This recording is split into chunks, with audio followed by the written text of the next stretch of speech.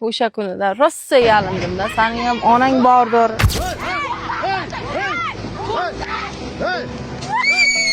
Meni qanchalik oyoq osti qilib tashladi, rosa xo'rligim kelib qoladi ukajon. 4 xona qilib beryapti mana. Bittasi mehmonxona ekan. Ya, bittasi ayvoncha, yana bittasi bolalar yotoqxonasi, bu menimcha oshxona, bu baniya, nargisi hojatxona.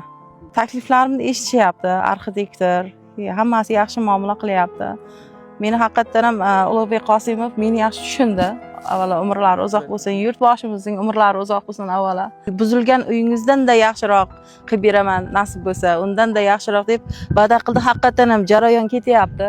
Ustalarimizni ob'ektlari, hamma narsani hokimiyat ta'minlab beryapti. Uyim buzilish jarayonida voyaga yetmagan qizlarim juda qo'rqib qolgan.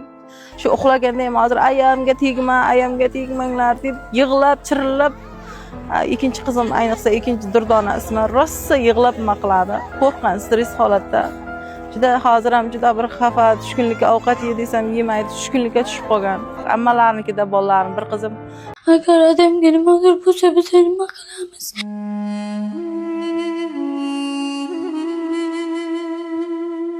Qo'lingizdan kelgancha yordam beringlar, mankilar. Kutgan bilan men nima qilaman? Odamga nimadir bo'lib qolsa, odamni yaxshi ko'raman, odamni ayirib qolishga xohlamayman. Iltimos yordam beringlar.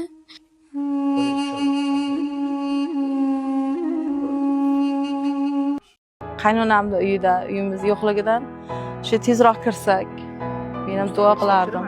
Ha, mustaqillik bayramgacha topshiraman. O'sha MEP xodimlari o'sha kunida rosa yalindim-da. Sening ham onang bordir. Sening ham nima opa-singling bordir. Meni qanchalik oyoq osti qilib tashladi, shu rosa xo'rligim kelib qoladi ukajon. Mana So'loxmonda ichki ishlar xodimi meni ko'rgan bo'lsangiz, mana bunda rosa sudrab menga nima qilgan. Ishonmaysiz, mana qo'llarim ko'karib ketgan ikki tarafim. Meni shunchalik oyoq osti qildi. Ukajon, bir narsani o'ylab qolaman-da.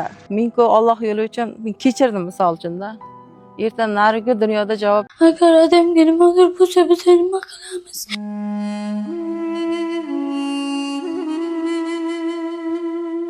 Qo'lingizdan kelgancha yordam beringlar, mankilar.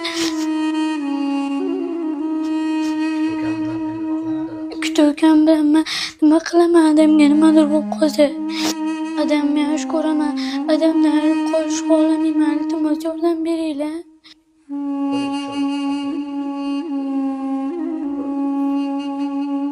Berishi ham bor-da ukajon. Endi bu yoqqa endi planlar qanaqa o'tir, rejalar qanaqa? Planlarim shu qonuniy hamma narsa bo'lsa, shu dokumentlarimni qilib bersa, nasib xudo xolasa, Alloh nasib shu uyga kirib, bolalarim bilan shu o'zimning oilaviy xo'jayinim shu o'tirib bir piyola choy ichsakda halovat bo'lsa, shu yaxshi bo'lardi. Bezovta qilishmasa.